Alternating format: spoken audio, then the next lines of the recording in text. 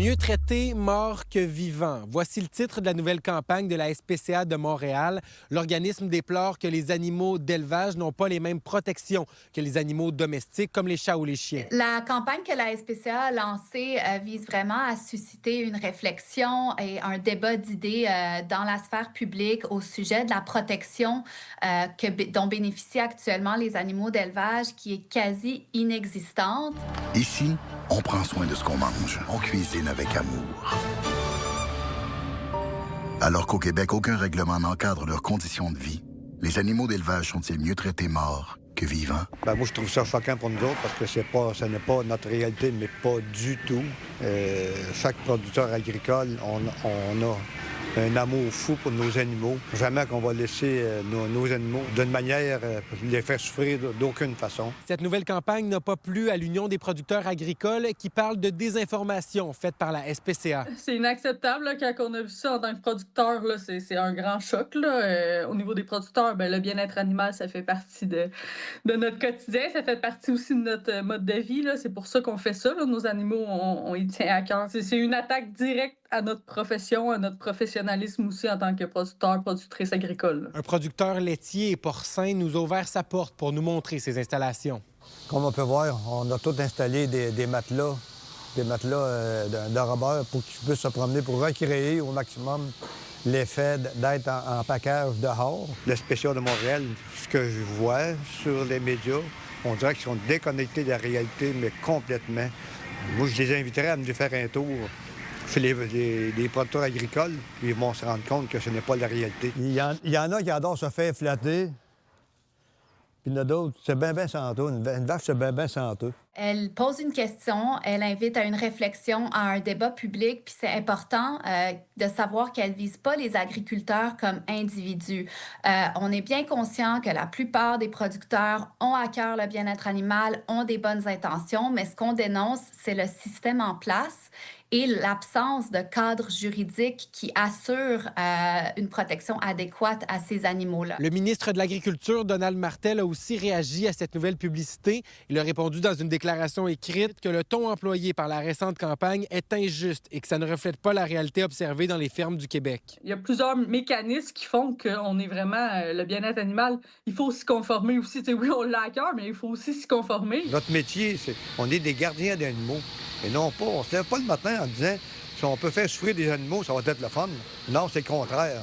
On aime la vie. M. Martel nous a aussi répondu qu'on demande aux Québécois de consommer des produits d'ici. On doit donc valoriser le travail de celles et ceux qui nous nourrissent. À Mauricie, Maxime Dany pour Nouveau Info. Le syndicat des métallos lance un appel aux dons pour soutenir les grévistes de sirop d'érable Citadelle. L'usine est paralysée par une grève générale illimitée depuis le 18 mars. Les contributions volontaires vont servir à augmenter les prestations de secours versées aux travailleurs touchés. Une ligne de piquetage est en place devant l'usine de Plessisville. Le directeur québécois des métallos accuse l'employeur de vouloir user ses membres. Ce qu'on entend, là, c'est... Avec le temps, les travailleurs vont rentrer. Fait que nous autres, ce qu'on dit, c'est que qu'est-ce qui va faire rentrer les travailleurs? C'est le manque d'argent. Donc, on comble le manque pécunier par des secours de grève, puis on y va avec le soutien aux luttes. Le syndicat des métallos, c'est un syndicat combatif et plus résilient. Quand on s'attaque à un, on s'attaque à tout le monde. Donc, c'est ce qu'on tente aussi de lâcher comme message. L'UQTR va étendre ses recherches en Europe. L'entreprise de restauration Sodexo France a fait un don de 120 000 $ à la Fondation de l'Université pour que la chaire Autodétermination et handicap puisse y réaliser des travaux sur les choix de repas. Les chercheurs veulent comprendre les retombées positives que cela peut avoir sur les aînés ou les personnes handicapées. Concrètement, ce que ce don-là permet, c'est une disponibilité accrue, finalement, pour être capable de se déplacer, donc bien sûr aller sur le terrain en France, travailler directement dans des milieux, donc c'est-à-dire auprès directement des personnes accompagnées, tirer des leçons, des savoir-faire qu'on va pouvoir aussi ramener au Québec, plus largement au Canada également.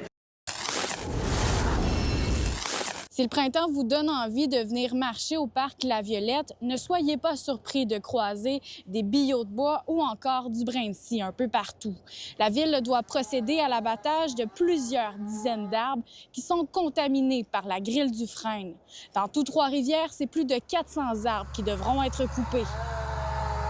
C'est des frênes qui sont morts ou en dépérissement avancé, qui fait en sorte qu'ils posent un danger d'affaissement. Donc, pour la sécurité des usagers du parc, il faut procéder à leur abattage. Au parc La Violette, c'est plus d'une 60aine de frênes qui vont être abattus. C'est quoi exactement la grille du frêne?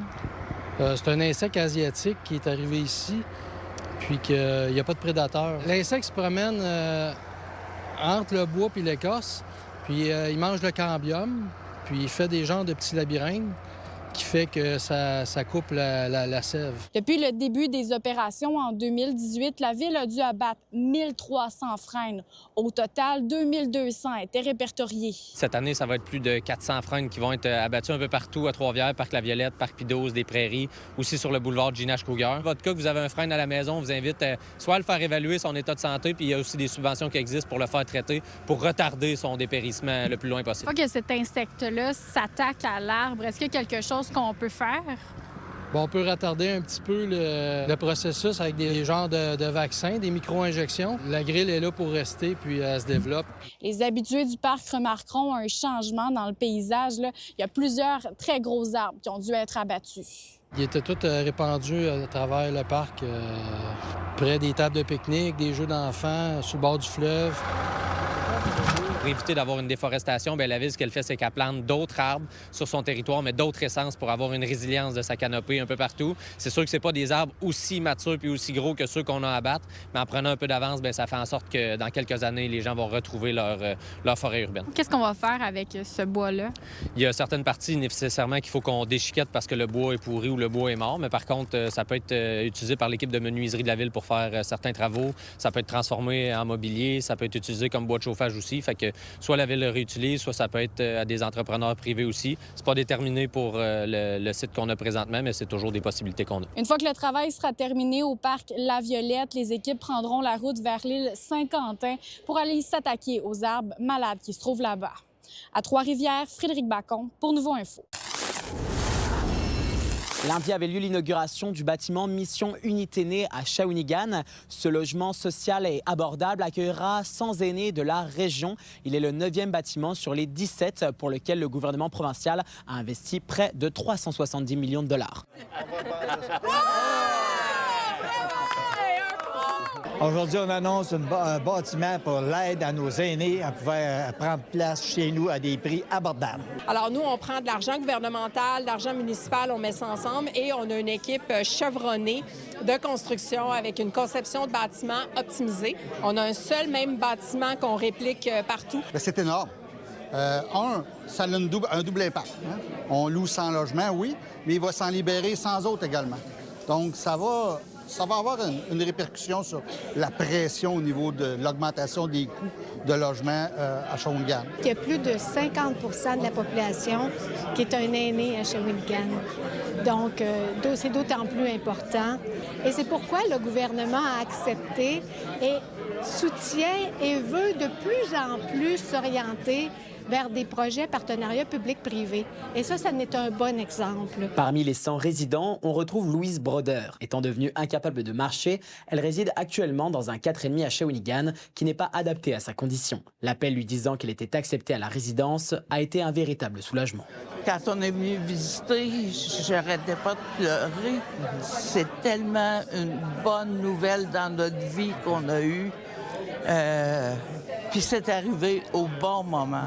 Le bâtiment a été nommé Maison Micheline M. Villemur en hommage à cette femme de grand-mère ayant beaucoup été impliquée pour la condition féministe ainsi que la vie politique de la région. Madame Micheline M. Villemur est née au début des années 1930. Elle était reconnue pour sa compétence, son ouverture aux autres, sa grande simplicité et surtout comme étant une personne chaleureuse. Elle s'est éteinte à la fin des années 90 en raison d'un cancer. Toute sa famille était présente lundi afin de lui rendre hommage. Maman a toujours travaillé pour les gens qui sont à faible revenu, pour la condition féminine de la femme aussi, pour les égalités. Et je pense que cette immense bâtisse-là, c'est beaucoup le travail, l'immense travail qu'elle a fait aussi pour la société. Les travaux pour un autre bâtiment Unité Née, cette fois-ci à Trois-Rivières, ont été entamés en décembre 2025 et ils devraient être achevés pour le printemps 2027. À Shawinigan, Samuel Bideau pour Nouveau Info. Pour toutes vos nouvelles, nos chroniques et des vidéos, consultez le site nouveau.info.